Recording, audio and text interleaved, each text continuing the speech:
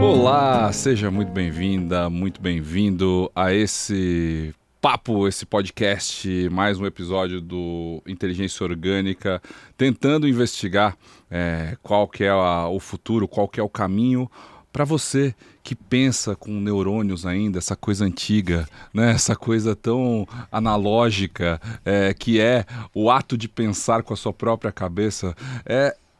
Você chegou até aqui, por exemplo, por meio de algoritmos que pensam já há muitos anos fora da sua cabeça. Não sei por que você chegou até aqui, mas uma vez que chegou, saiba que esse é o podcast que é resistência dentro do sistema, porque é dentro do sistema que a gente resiste. E o cultivo da inteligência orgânica me obriga a dizer para você se inscrever no canal, ativar o sininho, fazer todas essas bobagens tecnológicas necessárias para que você fique ainda mais grudado nessa tela, prejudicando sua saúde mental e suas funções cognitivas, mas que, quem sabe, vai te trazer até esse papo profundo que a gente vai ter hoje, falando sobre filosofia, falando sobre ativismo, falando sobre política também, inevitavelmente aqui, porque hoje eu recebo alguém que eu respeito profundamente e que é uma das vozes ativas justamente nessas lutas. Márcia Tiburi, seja muito bem-vinda. Querido, obrigada. Prazer estar aqui com você. Prazer é todo meu. Antes de começar o episódio, eu estava contando um pouco da minha trajetória, né, para a gente se conhecer, dentro do mundo digital, de ter entrado de cabeça nessa máquina de fazer louco, que é isso daqui, e como eu me desconectei disso. E essa desconexão paradoxalmente me levou a criar um podcast que é o Inteligência Orgânica, mas porque eu, ao estudar cada vez mais o meio, né, a comunicação que a gente faz por meio dessas mídias, eu me tornei alguém pessimista, no final das contas. E hoje eu brinco que eu sou pessimista porque eu não quero atrair isso pra mim. Mas e também a cada conversa eu fico mais otimista ou mais esperançoso. Ai, que bom. Mas o podcast ele foi criado para encontrar gente real, olho no olho, então ele não é feito de forma digital, ou seja, a gente não faz por meio de videoconferência, porque eu queria, quem sabe, ouvir palavras de esperança, palavras de otimismo a respeito do futuro. Será que essas palavras vão vir de você? Seja muito bem-vinda. Olha, eu gosto de fazer análises super concretas e realistas, mas eu também acho que a gente inventa a esperança, né? A esperança é uma energia necessária para a gente poder avançar, então ela nunca está dada de antemão. A gente é que é inventivo, criativo, inteligente, eu acho que faz parte da nossa inteligência ética, emocional, também cognitiva, evidentemente, mas essa inteligência ética de propor mesmo um outro mundo possível, né? Vai depender da nossa capacidade de criar esse outro mundo possível, certamente. Então, sou uma pessoa da esperança, sim. É da esperança? É por isso que você foi para a filosofia? Porque a filosofia é o contrário disso, às vezes. Então, tem muito isso da filosofia parecer, ou dela ter na história, pelo menos da filosofia, esses pensadores pessimistas, em função da análise, em função da crítica. Mas, ao mesmo tempo, tem os pensadores da esperança, e eu acho que as filósofas, né, quando a gente pensa nas mulheres que fizeram filosofia, sim, todas elas foram muito cheias de esperança. Agora tem Ernest Bloch, figuras desse tipo, que pensaram especificamente a esperança. Então, a esperança como uma energia, como um procedimento, não a ideia da esperança como uma ilusão, mas a ideia da esperança como uma promessa, como uma construção que você... Isso que eu falei, né? Que você que inventa. E você inventa junto com os outros. Acho que, assim, pra gente que...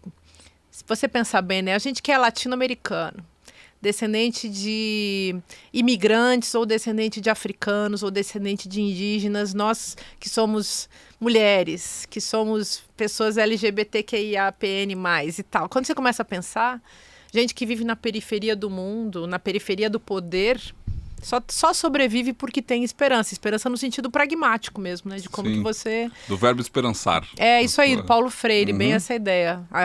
Exatamente, um esperançamento, né? Uma produção, eu acho bacana. E coletivamente, você encara isso por meio como, né? Por meio de quê? Da educação, da política, onde que... Então, eu acho que se a gente pensar em termos de política, a política tal como ela tem se desenvolvido, ela é um massacre contra a esperança. Ela tem se constituído dentro de um sistema, eu penso sempre do ponto de vista dos sistemas vigentes, dos sistemas de poder vigentes, né? E o nosso sistema de poder, ele é um sistema de poder / violência. Então, não existe poder sem violência na nossa perspectiva. Vai ver, eu chamo, tem um livro que eu escrevi publicado, sei lá, uns 2, 3 anos, que é o Mundo em Disputa. Nesse livro eu criei uma expressão para falar desse sistema. Eu falei, é um sistema patri-racial capacitalista, porque eu quis colocar, capacitista e capitalista ao mesmo tempo, né? É patriarcal, é racista, é capacitista, é capitalista. E esse sistema, ele opera na violência, ele instaura os grupos privilegiados na base da violência que esses grupos fazem contra aqueles que devem funcionar sendo seus subalternos, né? Então, se a gente pensar só em termos de gênero, é mulheres a serviço dos homens.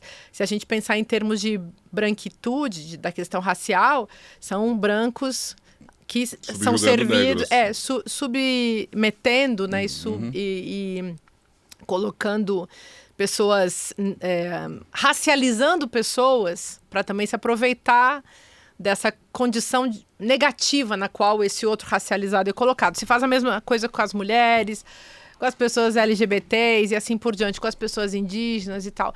Então, esse sistema político é um sistema contra a esperança e a gente fica na luta, que é um enfrentamento à guerra que esse sistema produz, guerra de violência mesmo, né? Então, se a gente falar em termos de esperança, a esperança é o mecanismo da luta contra essa guerra de ódio e de violência. E aí, ao mesmo tempo, a política também, e a democracia, que é um termo que eu acho que também vale a pena a gente colocar nessa roda aqui de conversa, a política e a democracia são coisas que a gente também precisa inventar, elas nunca estão dadas. Então, na verdade, esses donos do poder e da violência, que têm um monopólio, inclusive, da violência, esses caras ficam inventando isso diariamente, mas como eles já detêm o poder nas suas mãos, para eles é mais fácil, é só repetir a violência, repete a violência. Fica muito difícil para quem está do lado de ser objeto dessa violência, lutar contra esse estado de coisas, né? Sim. Mesmo assim, eu sempre digo, quem está na luta está no jogo da esperança. E a gente vê isso. Então, eu acredito nisso. Por exemplo, eu acredito que que as mulheres vão governar.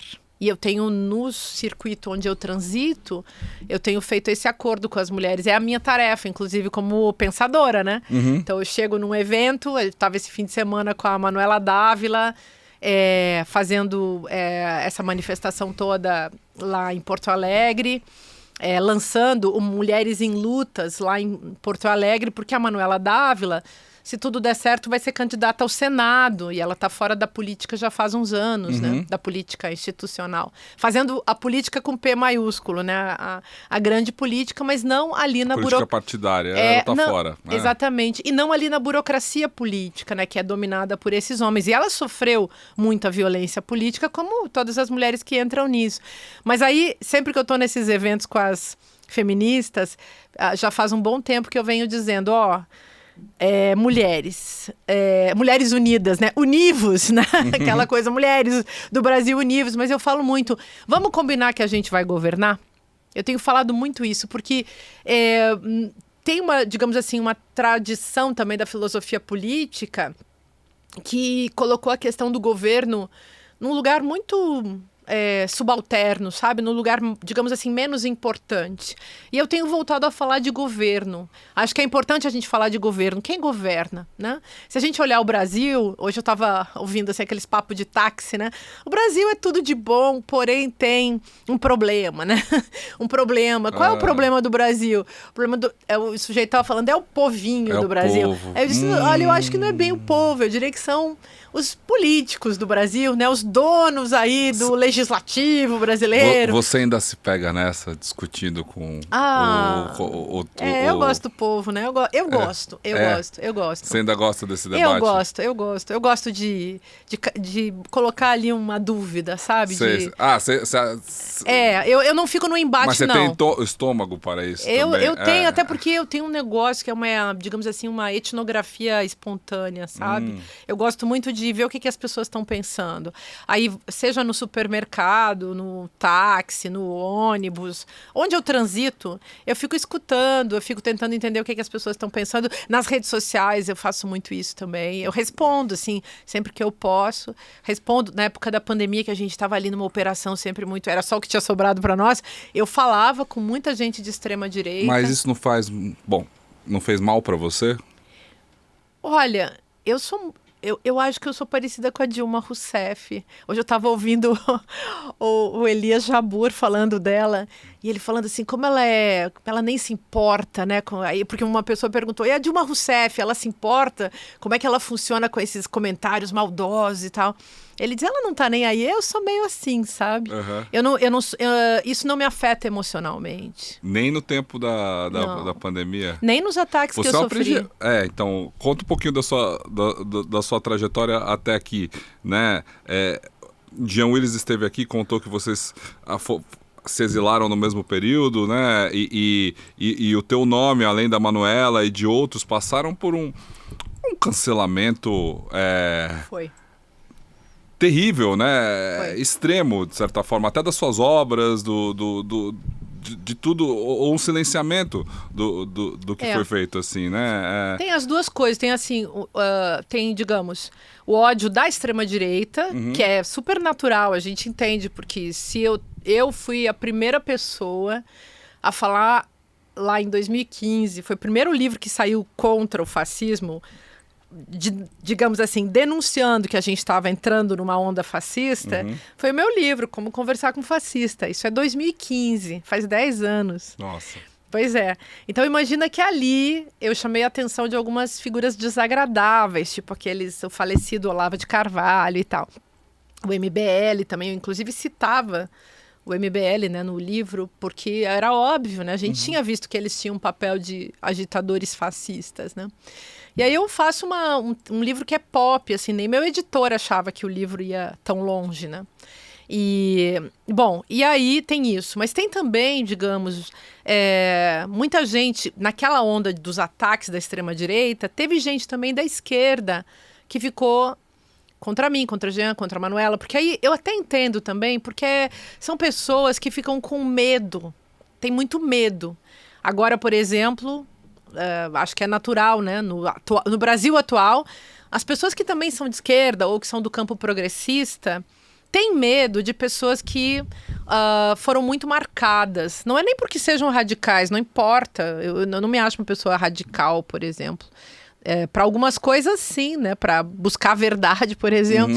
Mas eu não me acho uma pessoa politicamente radical. Eu sou uma feminista, às vezes brinco, né? Sou uma feminista radical no sentido de ser uma pessoa que quero entender como as coisas funcionam e quero viver uma vida dentro de uma coerência, né? Mas, enfim, a gente teve esse negócio, essa situação que foi lastimável. Eu fiquei fora do Brasil quase 5 anos. Mas tudo bem. Por quê? Porque aí eu vou te contar assim falar um pouco como que eu funciono, né? Que talvez ajude alguém a se pensar, claro. Né? Sei lá. Que eu sou assim, eu vivo de escrever. Eu gosto de escrever. E não é só que eu viva de escrever no sentido de que meus livros pagam minhas contas, não é isso. Aliás, ao contrário, né? Livro é uma coisa que, em geral, a gente não ganha muito dinheiro. É muito raro alguém ganhar muito dinheiro.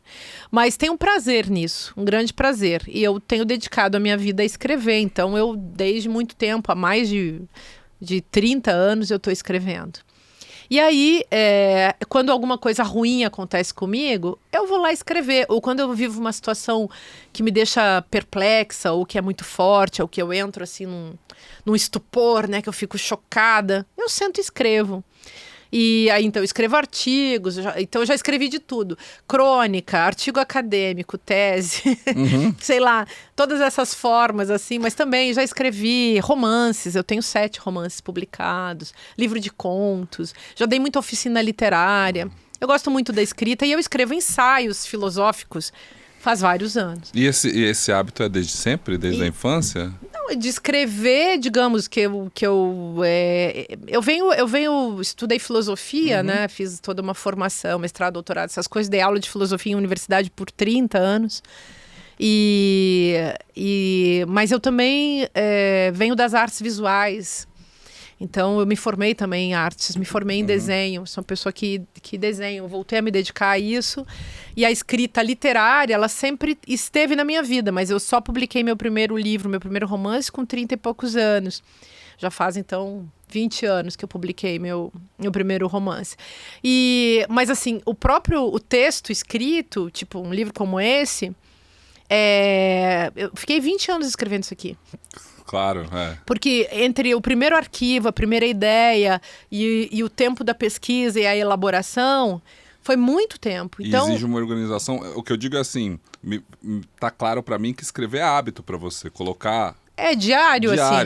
Dia a dia. O dia que eu não escrevo é esquisito. Ah, então. É esquisitíssimo. Hoje, nossa, como se eu não tivesse tomado café, sabe? É como se eu não tivesse almoçado. É uma coisa que fica faltando alguma coisa que eu não fiz. Então, essa é a minha coisa na vida. Eu gosto de sentar e escrever. E, ao mesmo tempo, eu não nasci sabendo escrever.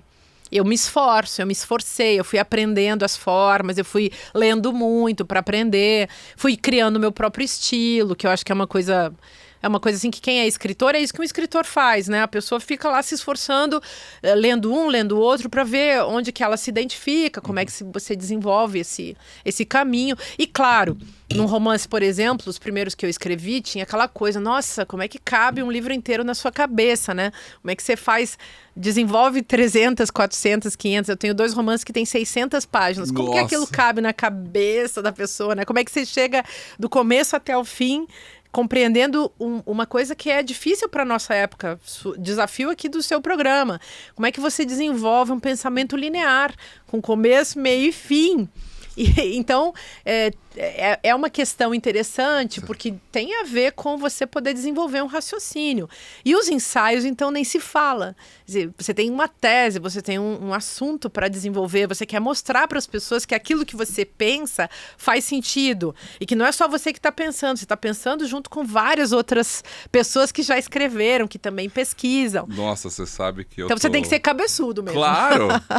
Mas finaliza aí essa última dica para as pessoas, para ver como isso for um caminho, porque o que você está dando é quase o que eu estou falando é uma coisa psicológica até. Porque assim, quando você pensa assim, como é que eu vivi? Eu saí do Brasil no final de 2018, super ameaçada de morte por figuras horrorosas. Gente que realmente é muito cheia de ódio. E eu fui embora do Brasil. Isso não quer dizer que eu não tenha sofrido. Eu passei por situações muito difíceis. Quem lê o meu livro com o Jean, O Que Não Se Pode Dizer, entende o que é isso. Porque tem gente que glamoriza, né? Não dá pra glamorizar uma coisa dessas. Foi um negócio muito horroroso. Porém, eu passei quase 5 anos fora do Brasil, com os sofrimentos, enfim, que fazem parte do processo. Mas, assim, eu nunca tomei um antidepressivo. Eu não tenho tendência a crise de pânico, ansiedade. Eu vi uma vez o MBL fazendo um vídeo, uns caras aqueles caras perigosíssimos. Eles fizeram um vídeo falando de mim e eles falavam assim, alguma coisa do tipo, nossa, como ela é calma. Tipo assim, eles não conseguem entender que, assim, sei lá. Essa gente de extrema-direita tem um processo psicopolítico. Bolsonaro foi expert nisso e muita gente desse campo faz isso, né? É um processo que eu chamo nos meus livros de psicopoder. É um cálculo que eles fazem sobre o seu sentimento, sobre o seu pensamento. Só que assim, gente, passei a vida inteira estudando filosofia, fazendo análise, psicanálise. Sou espiritualmente muito engajada numa experiência com a vida, que é uma experiência espiritual. Então, assim, a pessoa, para me desestabilizar, bom, acho que não seria possível, né? E tem uma coisa também que essa gente adora dizer que mulher é louca, destrambelhada e tal, né? Porque o fascismo e o machismo no Brasil também andam coladinhos, né? E eu, lendo, estudando, observando e entendendo como funcionam os jogos do psicopoder, eu fui me tornando uma pessoa muito, sei lá... Casca grossa. Casca grossa. Outra, eu me criei, assim... Eu venho de uma infância muito... eu me criei no frio, sabe? Então, assim... Eu sou realmente uma pessoa muito casca grossa. E como diz um amigo meu diz assim, nossa, Marcia, você tem uma fama de radical da esquerda e você é um docinho, né? E eu sou uma pessoa meiga ao mesmo tempo, eu gosto dos meus amigos, eu sou amorosa, mas eu sou essa coisa, eu sou uma pessoa mental e gosto de ficar lá travando meu embate intelectual com meus assuntos, meus livros. Quando eu boto uma coisa na cabeça, então eu quero gastar toda a minha energia entendendo como aquilo funciona. É por isso que a gente escreve livro, né? Para ter onde guardar tudo isso que se passou na sua cabeça. Você sabe que eu lembrei agora, recentemente eu recebi aqui, Márcio, o Eduardo Gianetti, e ele disse que a maior habilidade para ele, mais importante da vida dele que ele aprendeu é gostar de estudar. Gostar de ficar consigo mesmo. Eu vi esse episódio, sim. Gostar de ficar consigo mesmo. Ele aprendeu isso?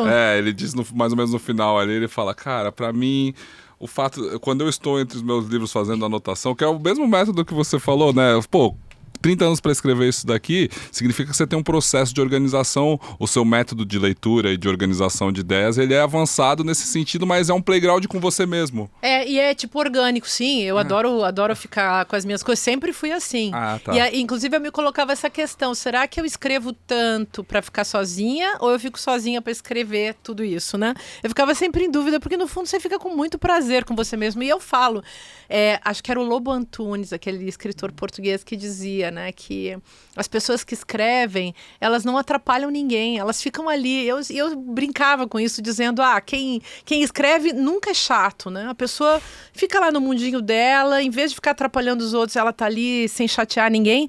E um outro aspecto que eu vou te contar também, que para pessoas como eu, como Elias Jabbour, que eu estava hoje assistindo, como, sei lá, Gianetti, como teu pai, como tantos outros.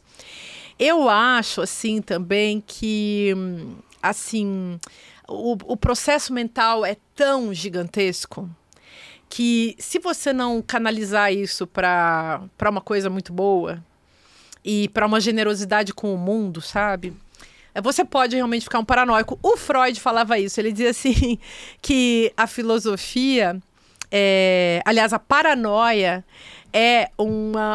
a filosofia ou melhor, deixa eu organizar aqui. A paranoia é um sistema filosófico que não deu certo. Da mesma maneira que a histeria é uma obra de arte que não deu certo e que a neurose obsessiva é uma religião que não deu certo. Então, no fundo, é isso. Eu acho que é muita gente que é assim, né? E eu acho até, eu tenho uma hipótese super selvagem, assim, de psicanálise selvagem mesmo, que eu coloco às vezes, que é o seguinte: será que as pessoas que estão por aí com tanta angústia, com tanto sofrimento, com tantas questões mentais, será que elas não estão mal resolvidas, na verdade, com uma pulsão intelectual, sabe? Então, porque, assim, a gente fala tanto, hoje em dia, né, tá na moda, falar de afetos, de afetividades. Eu gosto mais até de falar de sensibilidade, sabe, de emoções e tal, de sentimentos. Mas eu entendo também o território dos afetos, embora as pessoas falem de um jeito muito positivo, e afeto nem sempre é uma coisa positiva. Então, eu acho um nome muito genérico. Mas, em todo caso, as pessoas estão falando muito disso, estão falando muito em inteligência emocional, e elas estão esquecendo que a razão também é uma emoção. O Nietzsche, né? Aquela ideia do Nietzsche, né? De que a razão... É uma tradução, assim, né? Ele fala que o conhecimento é o mais potente dos afetos, mas eu gosto de pensar que a razão, né? A capacidade de pensar de maneira radical, aí sim. Que é um afeto, é uma pulsão. Não é uma competência só, não é uma coisa fria. É uma coisa que envolve seu desejo de entender o mundo. O nosso lado racional, ele está a serviço do nosso emocional, de certa forma. Né? Eu acho. Acho que é uma... Quando você pensa, eu escrevo assim, fico lá escrevendo. Eu posso estar sei lá, acordar num mau humor. Até eu sou muito assim. Se eu ficar realmente um dia inteiro sem escrever, às vezes eu começo a me sentir esquisita, tá faltando alguma coisa. Vou lá, escrevo, volto ao normal. E eu acho que tem isso, sabe? Você se regula, você se equilibra, você se calibra para estar no mundo. Então vamos usar essa expressão, é uma ferramenta mesmo, é um recurso emocional incrível. Total. Cara, eu passei a pandemia, eu via na minha família, ao meu redor, todo mundo dopado, todo mundo tomando... Eu nunca tomei um Rivotril na vida.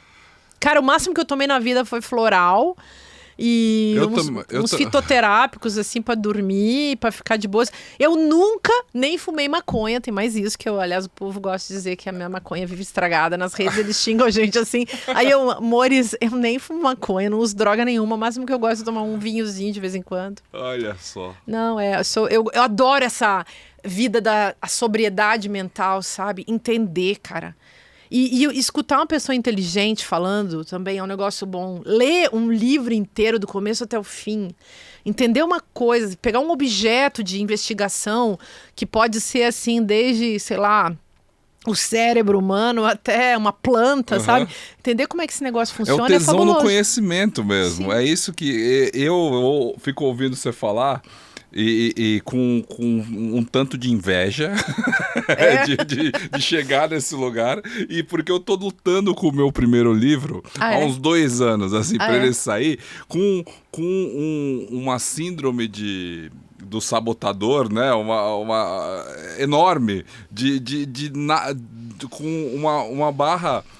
Que é muito alta, que eu coloco pra mim mesmo e que às vezes para as outras pessoas nem é. Eu não lembro de ouvir alguém falando que um escritor é a princípio um egocêntrico. Alguém que se ama mesmo, né? Porque você escrever alguma coisa e achar que as pessoas vão ler aquilo e se identificar tem a ver... Com o ego, mas esse método e esse tesão eu adoraria desenvolver, porque é difícil, Márcia, para quem não tá nisso. Começa você se apaixonando pelas palavras, né? Pelas palavras.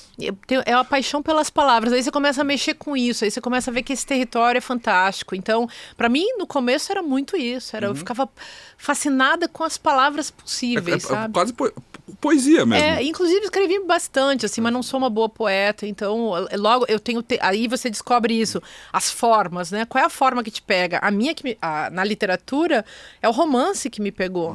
Então, porque eu sou prolixa. E aí eu pensei, gente, o que eu vou fazer com isso, né? Fica professor, né? Você liga o botãozinho, sai falando.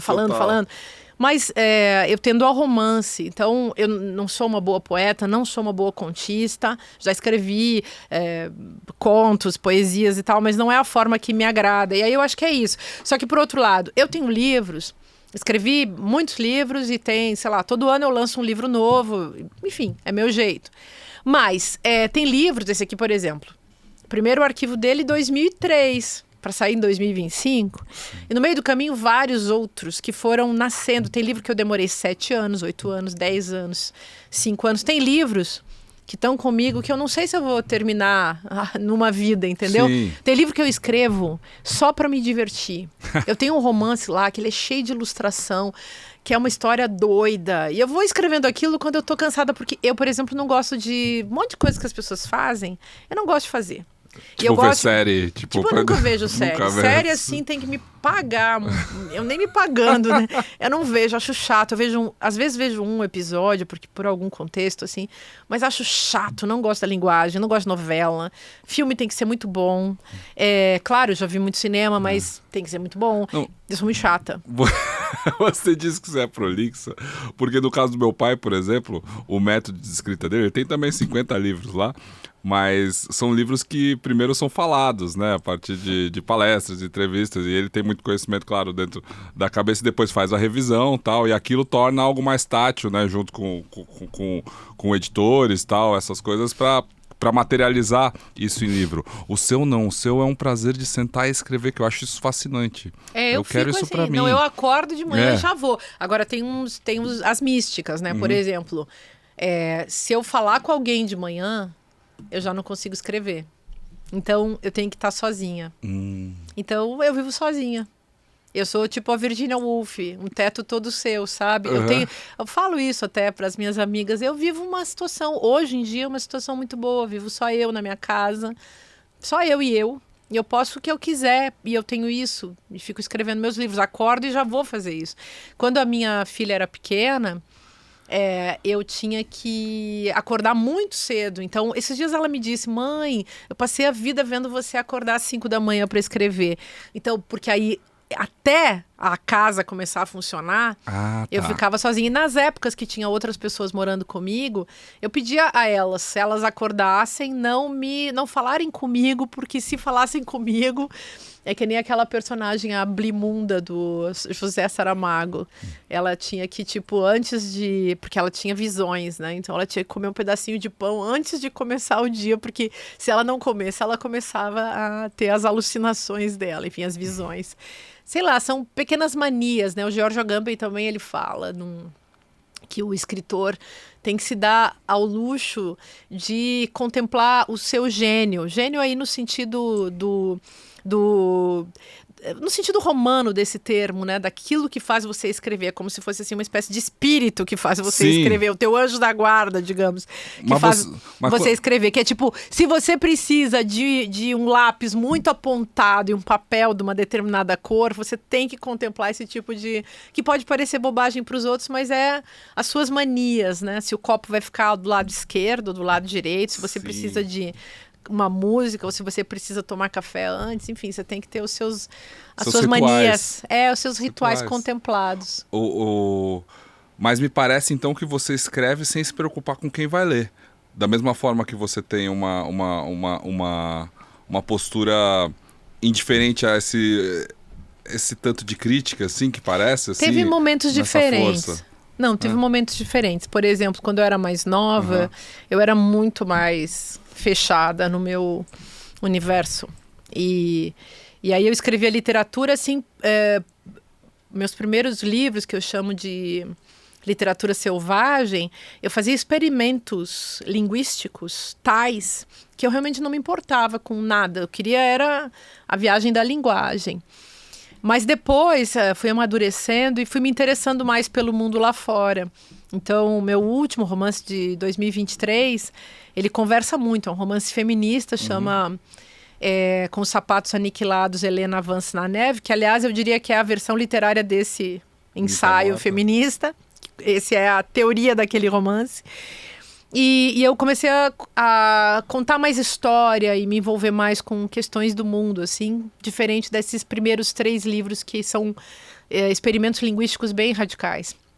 E quando eu escrevo ensaios, eu estou sempre conversando com as pessoas. Só que aí cada ensaio tem uma história, assim, e tem um problema e um propósito também. Então, se a gente pegar esse livro, já que ele está aqui, né? Eu quis fazer uma filosofia política feminista. Então isso falta, Fernando, falta. Eu quis fazer isso.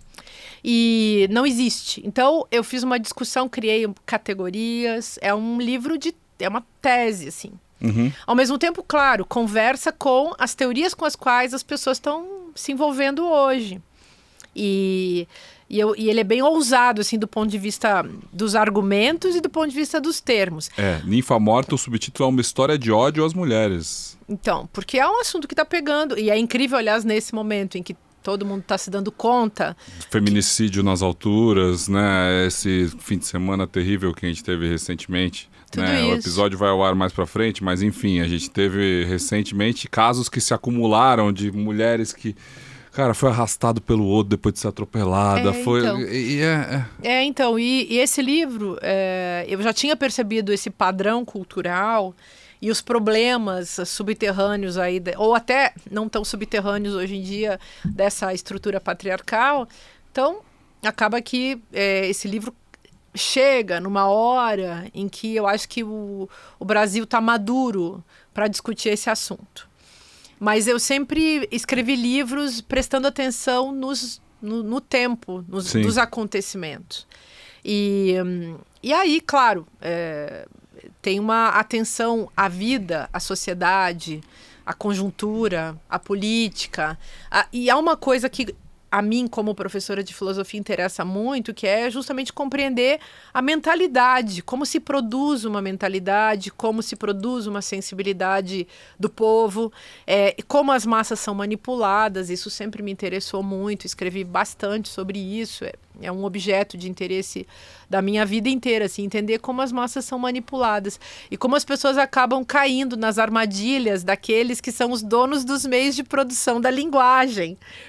E aí, fico tentando esclarecer.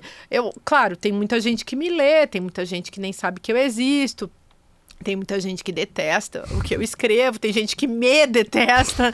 Mas, assim, isso é problema de cada um também. Eu faço a minha parte, que é tentar fazer da escrita uma ferramenta de emancipação. Você falou desses donos dos meios. Eu acho que houve um escancaramento disso muito na virada de 24 para 25, do alinhamento claro, que houve um dia que a gente achava que a internet ia fazer bem para a humanidade. Pelo menos eu, na minha inocência, achava que a democratização da mídia era algo que a gente estava quebrando com os monopólios de comunicação e que cada pessoa podia ser a sua própria Rede Globo, porque a gente tem o acesso e isso é benéfico para todo mundo. Aí na virada da eleição de Trump, a gente vê lá o Mark Zuckerberg, o Elon Musk, e no final das contas eles colonizaram a internet. O Varoufakis fala lá do tecnofeudalismo e somos hoje... Vivemos dentro desse terreno feudal, né? Você observou isso também nessa trajetória e quando você estuda a manipulação das massas, ficou muito claro, né? São ferramentas de manipulação externa, armas de produção de linguagem, né? Armas de dominação global. Exatamente. Armas de dominação global.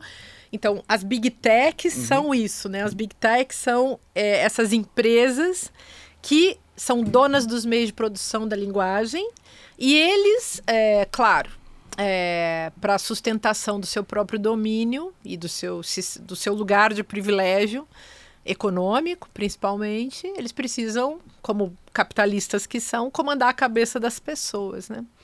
O capitalismo é isso, né? Um comando espiritual da cabeça das pessoas, que precisa evitar que se descubra como ele funciona, né? Então, pessoas como nós, que ficamos aí só contando como que funciona, já somos, digamos, persona non grata para os donos dos meios de produção da linguagem. Nas minhas teorias sobre o fascismo, por exemplo, eu falava muito isso. O fascismo... Porque tem muita teoria que diz, por exemplo, que tem pulsões, na linhagem muito psicanalítica, então... os afetos, os ressentimentos, aquelas coisas não elaboradas, acho que tudo isso entra no cálculo, tudo isso também tá valendo. Porém, tem um aspecto que eu levantei, que eu acho que ninguém levanta, que é a novidade que eu tentei trazer, é que o fascismo ele é uma tecnologia política que ele é implantado. Então, é um jogo de manipulação de massa que parte justamente de um jogo de linguagem. Eu tentei fazer uma leitura do fascismo nos livros que eu escrevi, mostrando que era um jogo de linguagem e que as pessoas aderiam ao jogo de linguagem. Um jogo de linguagem que certamente traz para as pessoas também compensações sociais, porque de repente você não tem lugar no mundo, não tem cidadania política, e de repente você está socializado ali com seus pares. Você está se encontrando dentro de um grupo de ódio e você está montando um movimento tribal ali. Exatamente. Você está encontrando gente que vai... Gente como você. E gente que, então, está funcionando dentro da mesma regra, né? Então, isso era uma coisa que eu queria que as pessoas se dessem conta, que elas podiam participar de outros jogos de linguagem, porque a democracia também é um jogo de linguagem. Então, a questão é como que a gente coloca as pessoas a funcionarem nos jogos de linguagem? Por que participar de um jogo de linguagem de ódio e não de um jogo de linguagem democrático? E aí vem a questão também do psicopoder. Quer dizer, o ódio é um afeto que foi transformado, uma emoção, né? Um sentimento, dá para dizer assim, grosso modo, que foi transformado numa mercadoria, que faz circular uma energia e que traz para as pessoas uma compensação emocional bem forte, mais do que, de repente, a generosidade, o amor, mais do que o respeito e tal. Só que quem faz circular essa energia são os donos desses meios de produção, são os donos das Big Tech, são os Zuckerbergs e Elon Musks e figuras do tipo. Porque o ódio, ele submete você. Então, você pode submeter uma pessoa conquistando ela pelo ódio, dando a ela a chance de odiar quem? Um inimigo. Nesse livro, aliás, eu faço muito nexo entre fascismo e machismo. Nesse livro tem um capítulo sobre a construção da inimiga. Mas quem conhece o funcionamento do fascismo sabe que o fascismo é um populismo, como o machismo também é. O fascismo é um populismo, o nazismo é um populismo. E no populismo você precisa construir o povo a partir do ódio a um... Inimigo comum. Exatamente, tem um inimigo comum. O inimigo comum do fascismo... Para o Mussolini, que foi, aliás, quem cunhou genialmente essa expressão lá em 23 de março de 1919, lá em Milão, para quem gosta desses dados. E aí ele fez o quê? Ele disse que o inimigo a ser combatido eram os socialistas. E os socialistas, por quê? Porque os socialistas também queriam fazer um povo, só que eles não gostavam do ódio. E eles não queriam fazer um nacionalismo. A gente vê depois o nacional-socialismo, que é o nazismo, faz uma oposição entre os estrangeiros, os outros que não são da raça ariana, que é a invenção mitológica, né, mítica e mística do Hitler, e por aí vai. Enfim, mas isso para dizer que aconteceu a mesma coisa, só que agora a gente tem, digamos... essas teorias da linguagem, que eu acho que é o que eu uso muito para construir as minhas próprias teorias, e eu acho que é isso que está em jogo. Eu falei nesse livro do fascismo, por exemplo, sobre o consumismo da linguagem. De repente, essas pessoas todas estão conquistadas ali num jogo de linguagem, que é o jogo do capitalismo, que é ele mesmo consumista. Então, a pessoa nem sabe o que ela está falando, nem sabe por que ela está odiando, mas ela está reproduzindo o discurso de ódio. E se você chegar perto dela, e isso eu fiz claro, eu fiz uma pesquisa e constatei gradações do ódio. E aí tem gente que nem odeia tanto, mas repete. Na verdade, ela está monetizando, nem é tanto ódio. Tem gente que está conquistada sim pelo ódio. Mas tem pessoas que não. Tem pessoas que, na verdade, estão querendo ganhar dinheiro. E aí elas sabem. E a gente sabe, aliás, desde o CEO do Google, claro, em 2016, dizendo aqui no Brasil para os blogueiros que o melhor negócio em termos de mídia era discurso de ódio contra Dilma Rousseff. Era o que mais monetizava na internet. Então é disso também que a gente está falando. A gente está falando de um mercado do ódio. O ódio e a polarização, seja política ou sobretudo, né? A polarização se manifesta até contra, sei lá, vegano e carnívoro, né? Onívoro. Começa a animosidade. A animosidade, né? Porque o ódio é o combustível da rede social. Ele gera muito mais, né? Eu brinco que se a gente tivesse prestado mais atenção lá no Orkut, lá atrás, as comunidades com mais membros começavam com odeio segunda-feira, odeio domingo, era sempre odeio alguma coisa que gerava mais pessoas lá, né? Mas isso tem a ver com o nosso deserto interior, vamos chamar assim, sabe? Com uma pobreza da experiência pessoal e da vida interior, que é um termo que eu acho que todo mundo entende. Então, o ódio, ele mobiliza muito quando você não consegue sentir outras coisas. E, claro, isso tem a ver com condições sociais mesmo. E com condições sociais que são condições também institucionais. Então, onde é que a gente desenvolve as nossas experiências afetivas? Na família, na escola, na igreja. São instituições, no trabalho. E nesses lugares circulam afetos muito negativos. E aí, esses afetos negativos também na família. Muita gente confunde família com amor, mas não é bem assim. Vamos pensar o tanto de violência, o tanto de, enfim, de trânsito ali mesmo, de inveja, maldade, desrespeito, né? Que faz, tudo é do campo dos afetos tristes, né? Para citar aquele velho filósofo Spinoza. Tudo é do campo dos afetos tristes.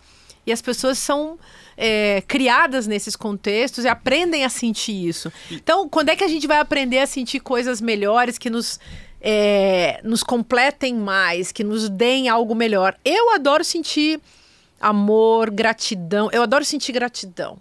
É emocionante, é bonito. Eu detesto gente que vem fazer fofoca e fazer maldade e fazer intriga. Eu, em geral, nem tenho pessoas assim no meu circuito porque eu não fico nesses lugares, né? E eu acho que tem muita gente que não tem a mesma sorte, né? Então não sei se é um provérbio iorubá, agora eu não lembro, mas acho que talvez seja iorubá. Essa coisa de, se você quer conviver com pessoas boas, torne-se uma, né? Essa ideia de que, se você quiser, traduzindo aqui, né? Se você quiser transitar no amor, ame, né? Se você quiser transitar no ódio, odeie. Então, eu transito no amor e fico assim. Mas, ao mesmo tempo, a minha fala, minha transmissão, digamos assim, é muitas vezes muito direta e muito crítica e muito sem filtro. Então, e claro, como eu faço muita desconstrução e muita crítica, tem gente que não gosta de mim por isso, né? E eu tenho esse jeito meio sincero demais, né? Que eu gosto de ser assim, aliás, eu gosto. Você comete sincericídio. Eu sou assim. Eu respeito as pessoas e eu tenho... Quando eu duvido... Você é muito bem resolvida. Eu sei, assim. Mas eu quando tenho dúvida sobre mim, não, eu reconheço, por exemplo, nossa, às vezes fico lá pensando, senti uma coisa que eu não acho legal, e eu tento trabalhar isso, né? Eu sou uma pessoa analisada, digamos, e que estou sempre em análise. Mas eu acho que tem isso, as pessoas, elas estão muito longe delas mesmas, alienadas de si mesmas. E quando a pessoa está muito alienada dela mesma e muito mal resolvida, sem chance de diálogo, sem chance de se observar, ela muitas vezes substitui essa experiência por um narcisismo alucinado. E aí fica difícil, né? Nossa, super. Meu Deus. Que mergulho na... Quando você diz mulheres devem governar, eu lembro muito de uma questão de povos originários, né? De origem matriarcal. E eu não lembro em qual livro que eu não li, mas ouvi um podcast recente, não sei se é o Determinado,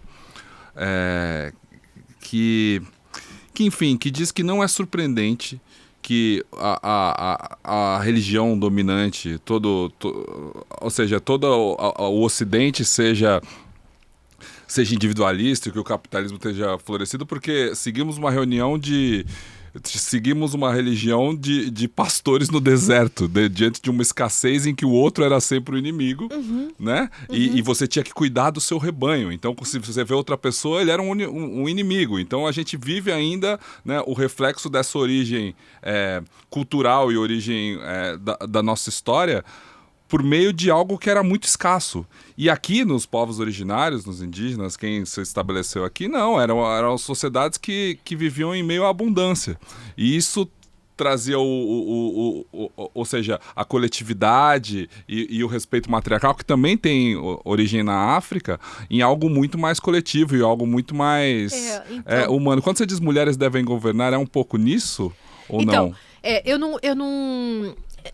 Eu não bebo muito nessas fontes, digamos, dessa historiografia que precisa muito de mitos ancestrais, né?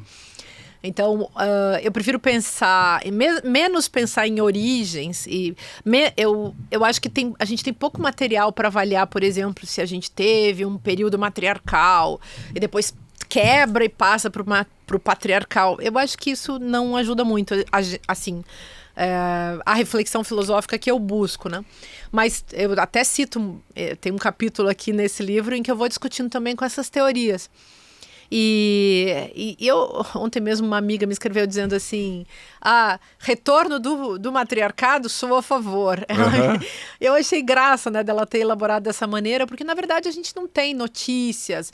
Tem sim sociedades mais matriarcais, até... grupos ou animais, né, espécies, né, que têm, digamos, primatas, né, que tem uma organização mais matriarcal, em que as mães mandam mais e tal.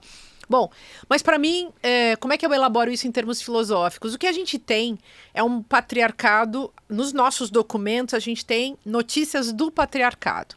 E para mim o patriarcado é esse sistema, como sistema simbólico e linguístico, é ele que vai gerar feudalismo, capitalismo, liberalismo, neoliberalismo, fascismo. Sim, racismo. Isso eu também tento fundamentar nesse livro. E aí, então, o patriarcado está lá se repetindo. Eu gosto de falar que ele é originário, porque ele está sempre se repetindo.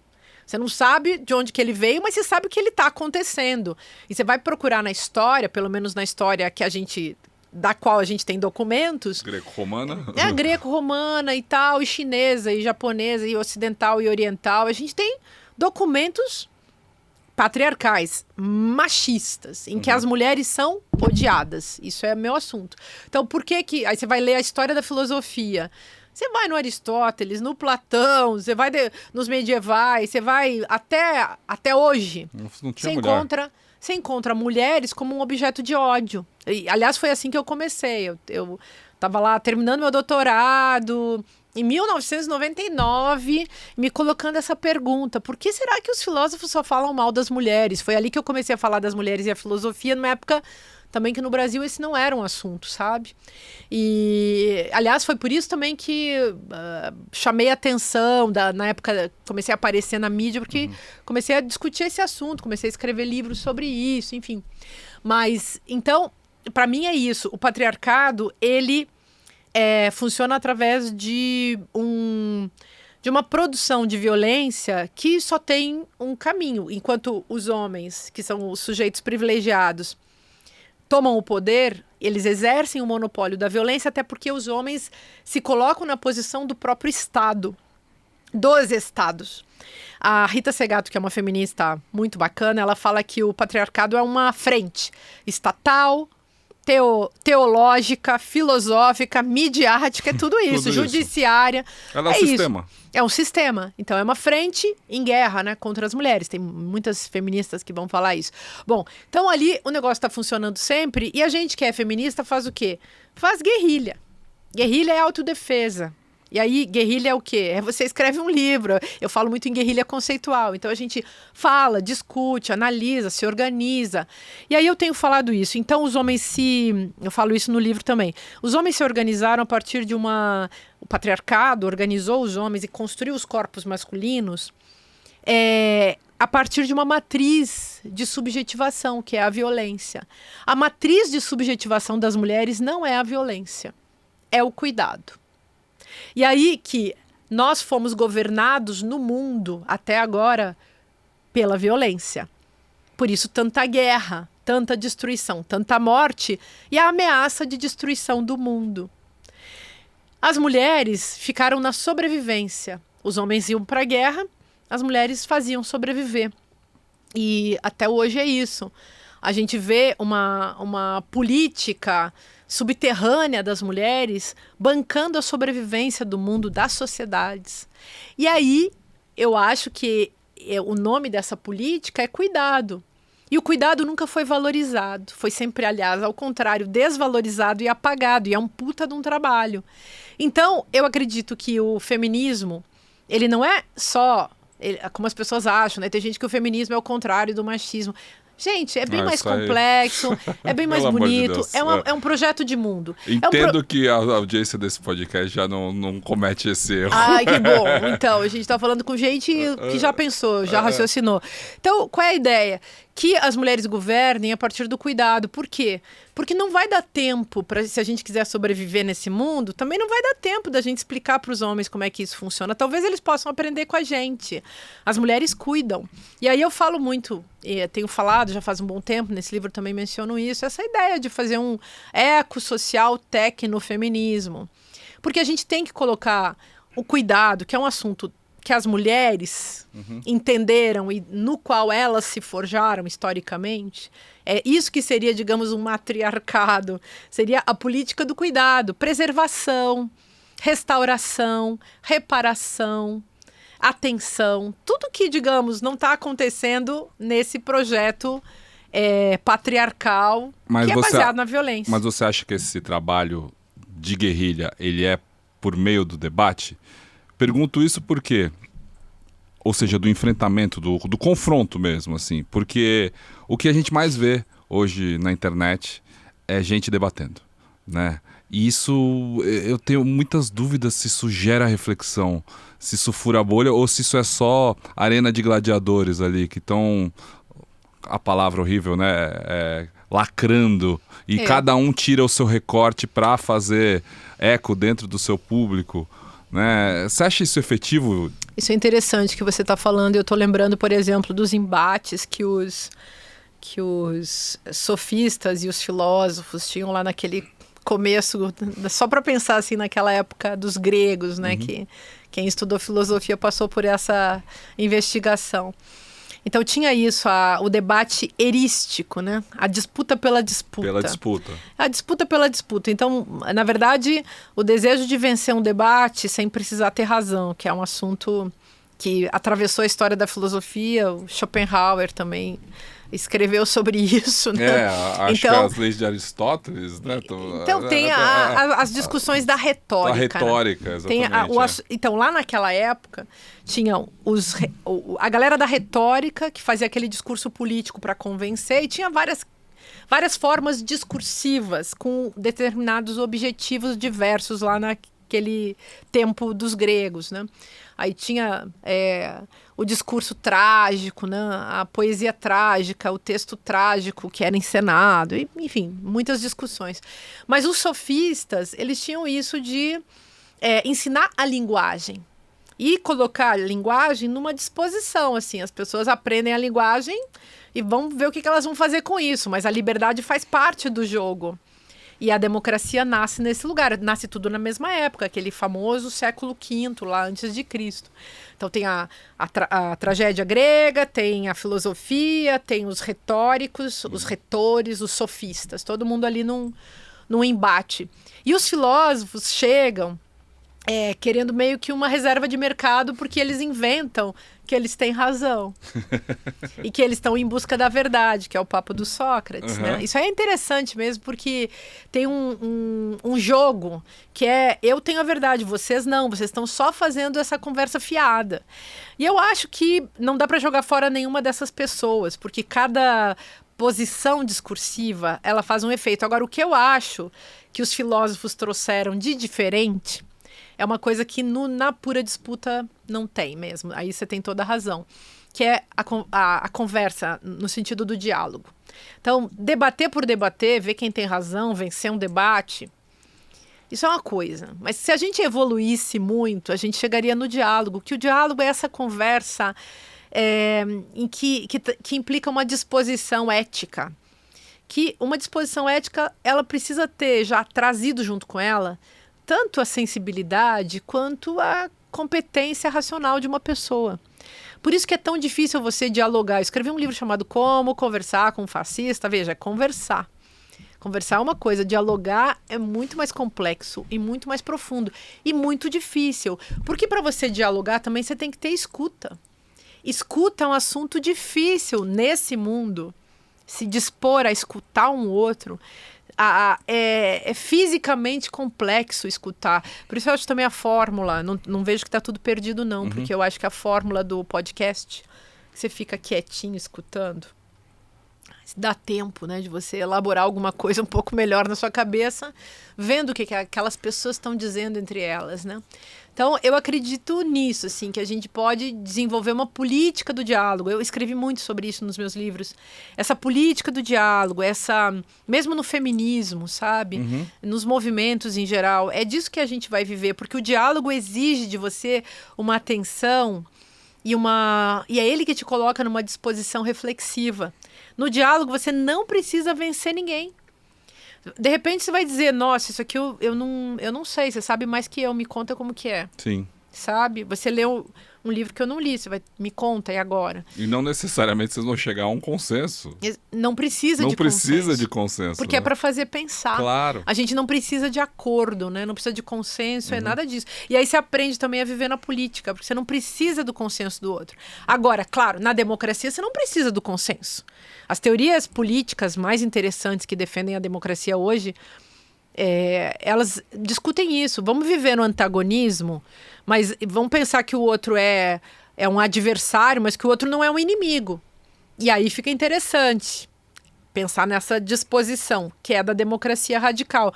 Todo mundo junto tentando entender. O que não dá para comportar na política e num jogo democrático, se a gente quer sustentar uma democracia, é pessoas que querem destruir a democracia através dela mesma. Essas pessoas que fazem um jogo horroroso, que tentam implantar a antidemocracia por meio da democracia, que é o que a gente chama em filosofia de paradoxo da democracia.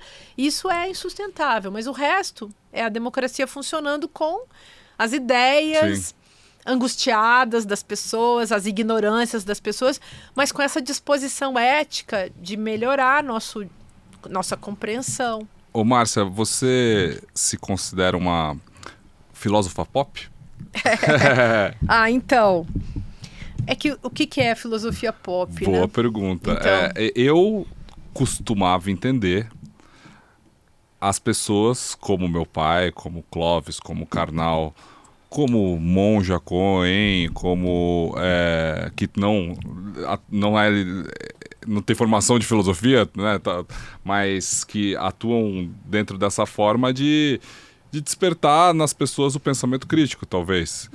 E que atuam, talvez, como divulgadores científicos de uma filosofia que tem diferença do guru, da filosofia que cai na área da autoajuda, né? Eu entendo que a filosofia pop ainda é essas pessoas que vieram da academia e que entraram no mercado de palestras e corporativo de outra forma, que exige muitas vezes uma simplificação da mensagem, mas que pelo menos tem um papel de divulgador científico, de pelo menos abrir a cabeça um pouquinho das pessoas com um pensamento crítico, assim. Eu acho que faz parte isso, sim. Mas quem criou a expressão filosofia pop foi o Deleuze, sabia? Não. Então. Eu escrevi um livro que saiu pelo Sesc, né? Eu coordeno uma coleção, aliás, chamada Filosofia Pop, e o meu livro chama Pop Filosofia, que, aliás, o Deleuze, lá nos anos 70, ele disse: a gente queria fazer uma pop filosofia. Mas a pop filosofia não é, assim, tem isso aí também, essa filosofia popularizada, tá junto, faz parte. Mas na acepção do Deleuze, tinha a ver, e eu acho que eu fiz mais isso, não que eu não seja pop nesse segundo sentido, mas eu acho que eu fiz mais a outra coisa, que era essa coisa de pensar livremente, não ter medo das minhas opiniões. Só que eu, por exemplo, eu até já fiz muita palestra em mundo corporativo, mas como eu sou levo muito a sério isso, eu acho, e eu não me vendo nada bem, e eu não concordo com um monte de coisa, fica mais difícil, é mais difícil me chamarem para esse território, e eu nunca fui boa, assim, de fazer propaganda de mim, não gosto de me vender como mercadoria. Mas não é que eu sou contra as pessoas que fazem isso, e eu mesma acho ótimo fazer, porque eu acho que eu não tenho nada contra as empresas, por exemplo. E quando eu vou, eu acho muito legal o povo que está lá trabalhando e a gente poder conversar essas coisas, mas isso é um nível do pop. Claro. E a pop filosofia é uma outra coisa, que é o seguinte: poder pensar as coisas que não foram pensadas. Então, essa ideia, e eu ponho isso no meu livro, que tem a ver com os conteúdos desprezados. Pela academia. Pela academia e pela própria tradição da filosofia. Então, quando você fala de mulher, por exemplo, mulher é um assunto dessa pop filosofia. Total. A mídia, no mundo da filosofia, imagina, você começa a mexer com os assuntos do mundo, você começa a sair daquela história da filosofia que o Deleuze dizia: a história da filosofia é um estado totalitário. E eu, que comecei a dar aula, eu era a única mulher dando aula, a única mulher fazendo doutorado lá no Sul. Sabe, assim, muito única, assim, muito sozinha, na verdade. Sim. E aí eu sempre quis fazer do meu jeito, eu sempre fui assim. E aí ficava gente com o nariz meio torto. Orientada por homens, até hoje, imagino, né? dentro do processo acadêmico. Mas assim, eu tive sorte de ter bons professores que me respeitavam. E também tinha o outro lado, que era assim, ninguém dava muita bola pro que eu tava fazendo, porque cada um tava lá no seu mundinho. E aí eu fui fazendo a minha maneira. Então tem esse lado de, vamos estudar as coisas que ninguém estuda, filosoficamente. Para mim também, filosofia pop é fazer filosofia com as pessoas. Então, entrar em processos de pensamento com as pessoas para fazer com que elas pensem, e a gente vai vendo. Não estou a fim de transmitir ideias prontas, nem ficar... Acho que isso está em linha com o que eles fazem. Sim, total. Sim. Não quero comandar o pensamento de ninguém. Vamos aí pensando juntos, isso aí sim. E a outra coisa que eu acho que tem a ver é pensar de maneira tão radical que às vezes vai ficar difícil para o povo também entender. Então, você pega o Andy Warhol com a pop art, é a mesma coisa. O cara fazia umas imagens, criava umas imagens que ao mesmo tempo todo mundo conhecia, só que ele fazia de uma forma que ficava tão estranho que as pessoas ficavam assim achando esquisito aquilo. E eu faço muito isso. Eu gosto de lançar conceitos nos meus livros ou de raciocinar por um caminho totalmente diferente, de modo a provocar um raciocínio outro. E então, às vezes fica difícil do povo entender. E aí, por quê? Porque você está provocando, sabe? Sim. Então, digamos, isso é um pop tão radical que você não vira uma pessoa, ou você não faz um discurso assim tão didático que a pessoa possa pegar e levar para ela, porque ela vai ser desafiada a entender, a concordar ou discordar. E a sentir uma comoção que faça ela pensar por conta própria. Ela vai ter que se decidir. Então, nunca é um discurso fundamentalista, nunca é um discurso de convencimento, nunca é... Aliás, ao contrário, é uma provocação ao pensamento. Isso é Nietzsche, né? Sim. O Nietzsche foi o primeiro filósofo pop. Dizia umas coisas assim que você ficava... O que ele tá querendo dizer com isso? Isso é maravilhoso, sim, sabe? E precisa de brio para ler, como diria Clóvis de Barros, né? Então... Precisa... O cara escreveu aquilo ali, você só tem que ler, entender e formar uma opinião, e você não consegue, né? Mas, Márcia, uma das perguntas que move também o podcast é o que vai sobrar para nós. Você citou a arte e é algo que é muito citado aqui como o futuro do ser humano mesmo. E não sei se já te fizeram essa pergunta, mas como você tem uma produção literária grande e acadêmica também, se pegarem tudo que você já produziu na vida, todos os seus também conteúdos digitais e posts, botarem no Miyá e pedirem para se soltar livros de Márcia Tiburi a partir de outras provocações, como que isso vai te fazer sentir? Esses dias eu passei por uma experiência um pouco assim. Um garoto que estava fazendo um trabalho no colégio com um livro meu, colocou lá no Google, na IA do Google, assim, sobre, assim, o que a Márcia Tiburi pensa sobre tal coisa. E aí o Google veio lá com uma explicação. E era tão rasa e tão clichê. E eu pensei, gente, nada como inteligência humana, né? Nada como a inteligência natural.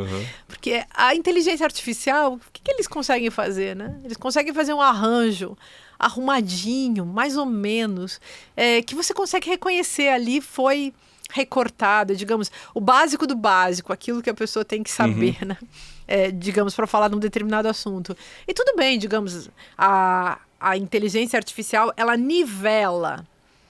Então, se você estiver ligado nesse nível, na regra da inteligência artificial, você pode se tornar sujeito, saindo dela. Eu estou aqui pensando regra no sentido dos... Pega lá, sei lá, uma congregação, os monges beneditinos e a régula, né?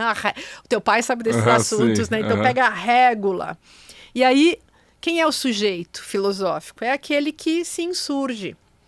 O sujeito é demoníaco, o sujeito não funciona conforme a régula. O diabo já era o sujeito na Idade Média, né? Então é disso que a gente está falando. E eu acho que se trata disso, dessa criação humana viva, que desafia. Que desafia, isso é ser sujeito. Que coloca uma pergunta, uma formulação. Isso não vai surgir ali nessa produção artificial. Isso tem a ver com uma inteligência humana, intuitiva, que depende de muitos processos psíquicos, subjetivos pelos quais a gente passa na vida, sabe? Quer dizer, quando você tem insights que eu acho que os robôs não vão conseguir ter. Que produz conteúdo com camadas, né? Com entrelinha, com subtexto. Pois né?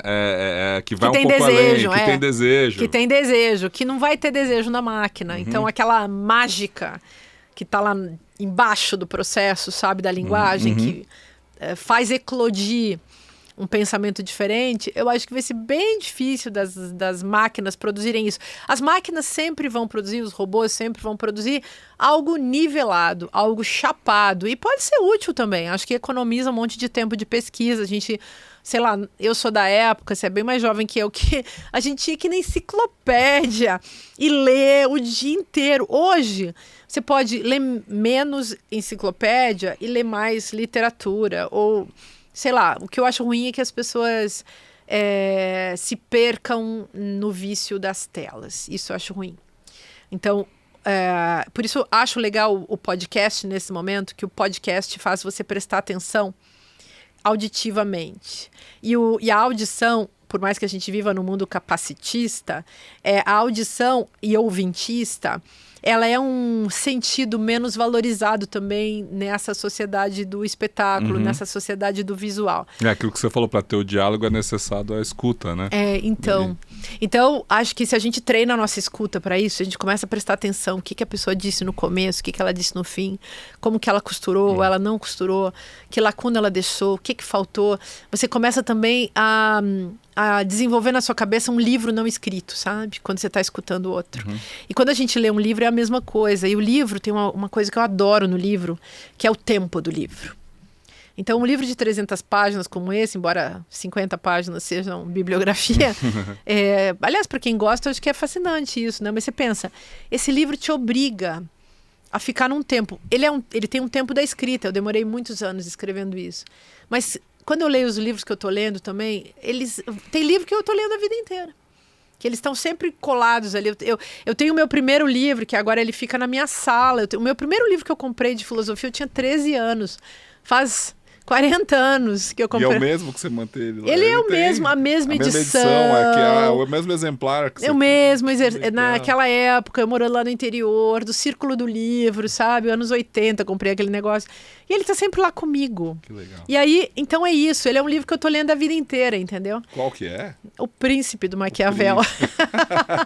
Então, e aí é isso. Então, os livros que a gente lê, quanto tempo, sabe? Eu me lembro quando eu li o Moby Dick, do Melville. Eu demorei 1 ano.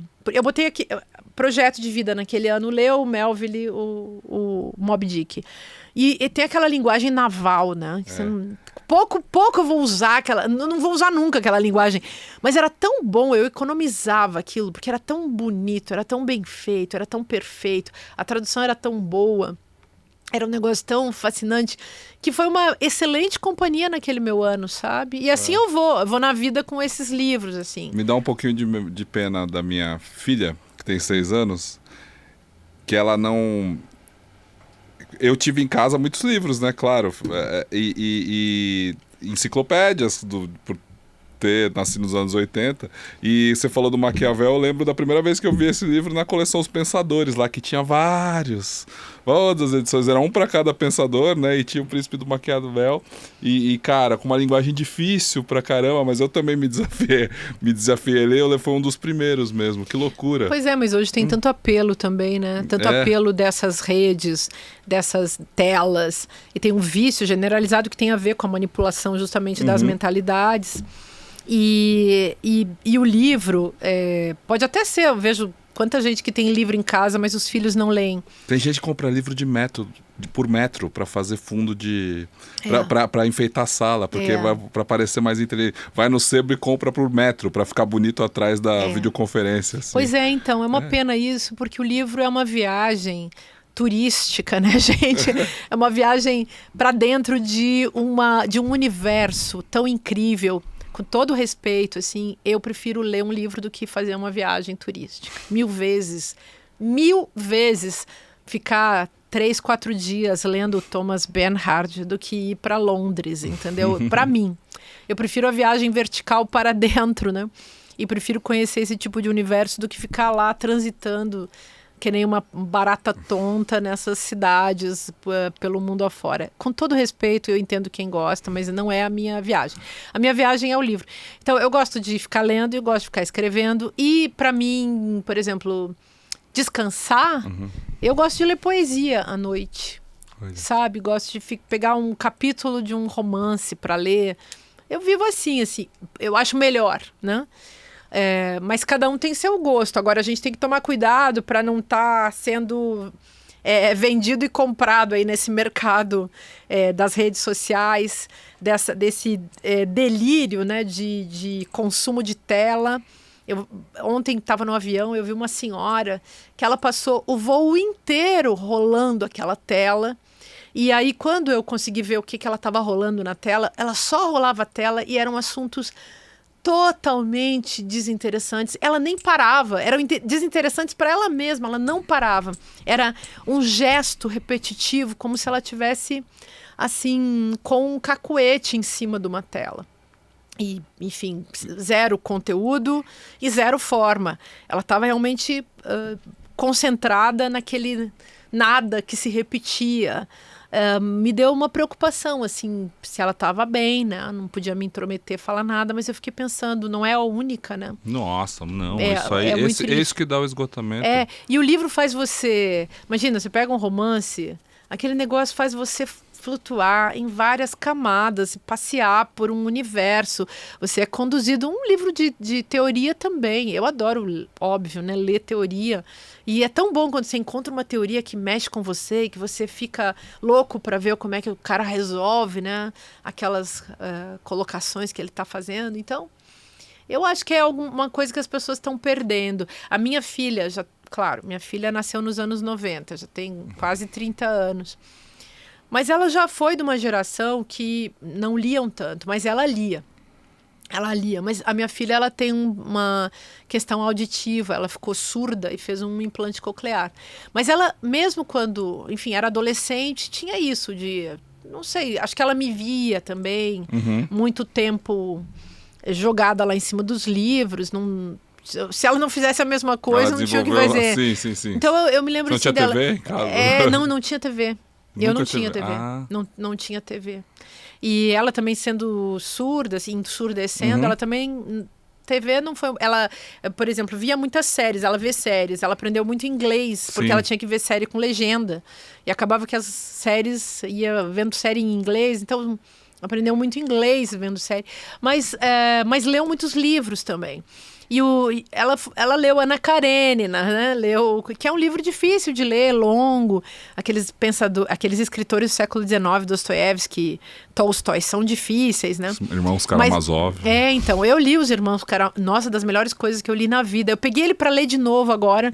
E eu pensei, nossa, em algum momento eu vou parar para ler isso aqui. Mas o Dostoiévski, ele já me cansa, porque ele é muito machista, né? Então... Mas eu gosto mais dos escritores do século XX, sabe? Eu até citei um aqui que eu gosto muito, que é o Thomas Bernhard. Lobo Antunes também adoro e tal. Então eu gosto de ler esses caras porque eles, assim, gente, fazem uma coisa com a linguagem que você fica fascinado, meu Deus, como pôde, né? O cara escrever tudo isso. Ô Márcia, e qual que é a tua visão de futuro no sentido mais longo prazo, assim, com esse tecnofeudalismo, esse mundo de fim de capitalismo que a gente está vendo? Você acredita nisso? Então, eu acho que é inevitável que o capitalismo vai se modificar. Então, o capitalismo do século XIX e do século XX, quando surge o neoliberalismo, são capitalismos, estágios, né, do capitalismo. O capitalismo, quando o capitalismo europeu também, na saída do feudalismo, é uma coisa. Esse capitalismo colonizador que vem para cima de nós, né? E que nos traz para cá também, porque a gente é essa melange, né? Essa mistureba, louca, né? Então, é uma coisa confusa a nossa condição como descendentes, povo, né? De colonizadores e de colonizados, né? Um negócio muito doido. Mas a nossa condição geopolítica é essa. A gente é latino-americano, brasileiro e por aí vai. Enfim. Então, óbvio que ele vai se transformar. E se transforma também de um jeito diferente pelo mundo afora, porque cada país, cada continente tem aí o seu desenvolvimento.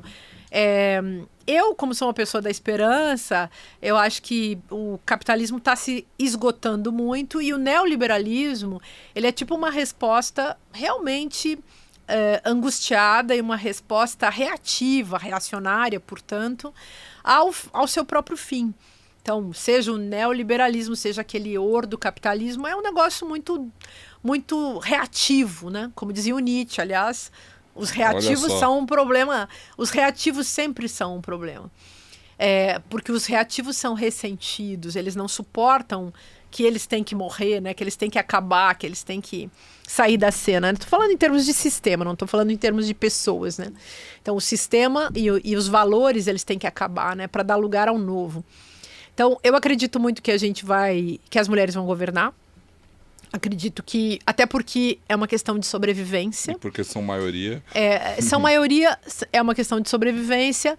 E acho também que toda essa reação reacionária, né? Essa reação autoritária de certos estilos de família, não são mais do que uma reação, que, claro, vão criar suas seitas, seus feudos, mas acho que vão ser superados. Eu acho que o estágio que a gente atingiu de democracia não tem volta. Eu acho que as mulheres pretas não vão voltar para o lugar ao qual, digamos, uma branquitude reacionária queria que essas mulheres ficassem. Mesmo em um futuro de maioria evangélica, mesmo num Brasil que se desenha mais conservador, mesmo num mundo que a democracia é ameaçada? A não ser que esses grupos conservadores sigam matando muita gente. Então, se essas pessoas combinarem de não se deixar morrer, como diz a Conceição Evaristo, combinaram de nos matar, mas a gente combinou de não morrer. Agora, por exemplo, esse levante das mulheres tem a ver com isso. Eles combinaram de nos matar, mas a gente combinou de não morrer. E a gente tem mudado, você vê, de 2016 para cá, com os levantes feministas todos, né? Tem mudado um pouquinho o percentual de mulheres na política, tem um avanço, tem uma evolução. Essa evolução vai continuar. Para o Brasil voltar atrás, para o Brasil rebobinar, vai ter que virar um Afeganistão. Vai ter que ser o futuro da Margaret Watson, acho. Conto de Atwood. Atwood. Então, eu acho que ela acertou muito em relação aos Estados Unidos, né? Tanto que o livro dela, o Conto da Aya, foi banido dos Estados Unidos pelo Trump. Então, do meu ponto de vista, a gente segue em frente. Óbvio que tem feminicídios políticos. Marielle Franco foi um caso. Porque aquele tipo de presença não era tolerável. E tem muitas mulheres sendo mortas e sendo violentadas e caçadas e maltratadas. E se tenta expulsar as mulheres da política, né? Eu mesma já transitei um pouco nesse território e saí da cena, porque é muito duro. Olha a Manuela Dávila, que a gente citou aqui, a Áurea Carolina e tantas outras que agora vão voltar. Uhum. Mas a gente vive numa tremenda de uma articulação. As pessoas não sabem o que as mulheres estão fazendo e o que as feministas estão fazendo sem alarde. Tem muita coisa acontecendo. Muita movimentação articulada. Então, eu tenho muita, esperança nisso. Participo disso, vejo as pessoas em ação e ao mesmo tempo é aquele tipo de revolução que não é espetaculosa, uhum.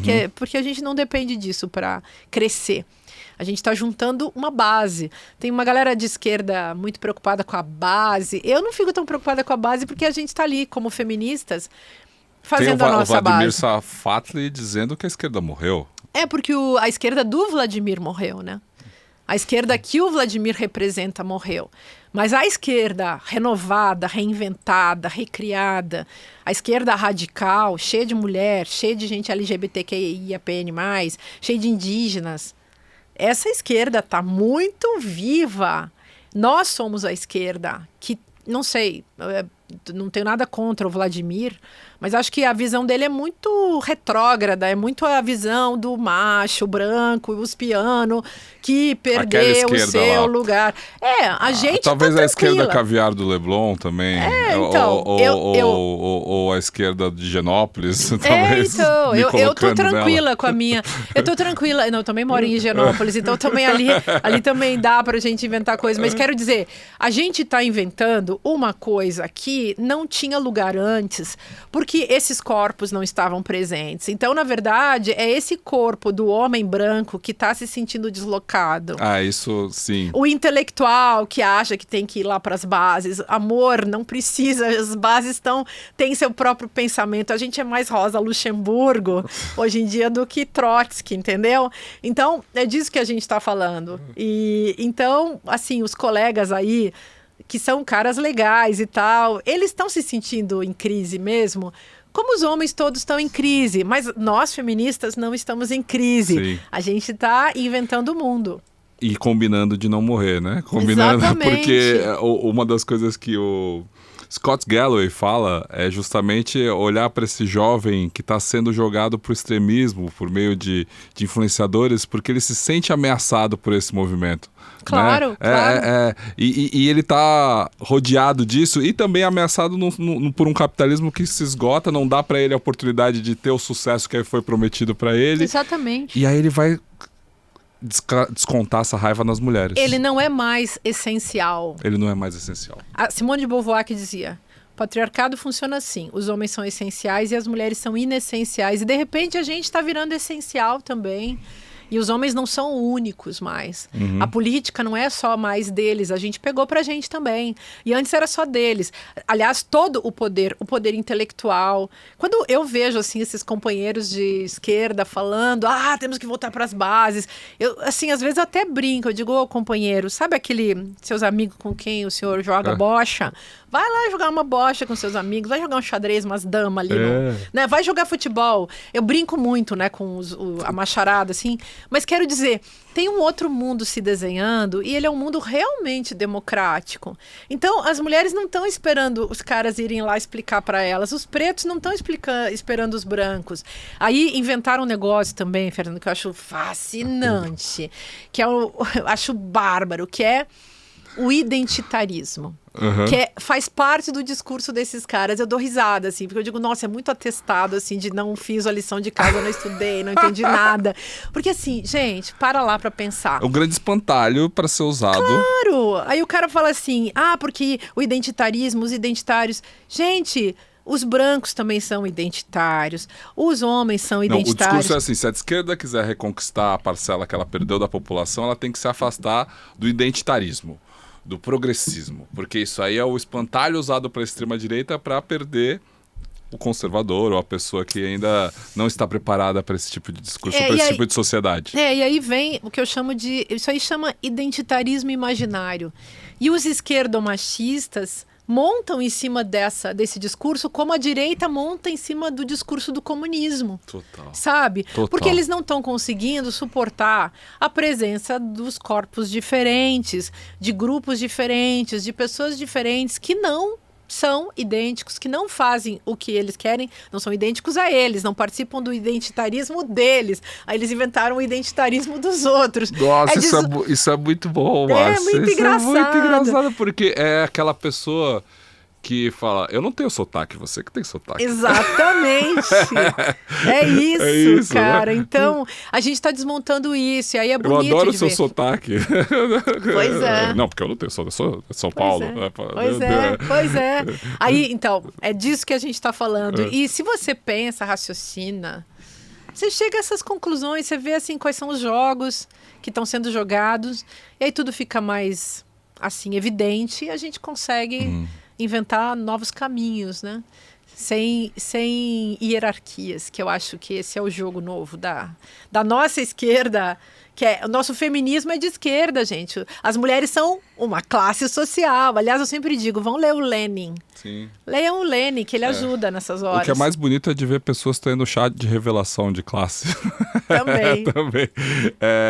Márcia, muitíssimo obrigado. Prazer te receber aqui. Obrigada a você, foi um prazer estar aqui com você. Falamos um pouco, não falamos tudo, mas falamos muita coisa. Falamos muita coisa. Com certeza depois dessa conversa ainda saio menos pessimista. Que bom. Ou com uma mensagem de esperança. Ninfa Morta é o teu livro mais recente. Com certeza não o último com essa produção. Já estou no próximo. Já estou escrevendo o próximo. Exatamente. E, enfim, você que chegou até o final, seja ouvindo longe de telas, seja prestando atenção. Você sabia que antes eu falava pro pessoal, cara, eu quero que você veja esse podcast longe da tela. Põe pra escutar enquanto você vai fazer outra coisa. Aí uma pessoa veio no comentário e falou assim, ô Pedro, beleza, mas eu, por exemplo, quando eu gosto de ver no YouTube, porque daí eu fico prestando atenção em uma coisa só. Eu não fico, né? Ou quando eu tô ouvindo, eu não tô totalmente com interesse naquilo. Eu não consigo também. Eu não consigo ficar fazendo outra coisa e escutando. Eu só escuto, eu fico quieta, assim, escutando. Exatamente. Eu falo, vai escutar, mas vai fazer academia. O máximo que eu consigo é fazer esteira. Exatamente. Bom, seja Obrigada. em que meio você ouviu, se você chegou até o final, comente aqui para eu saber.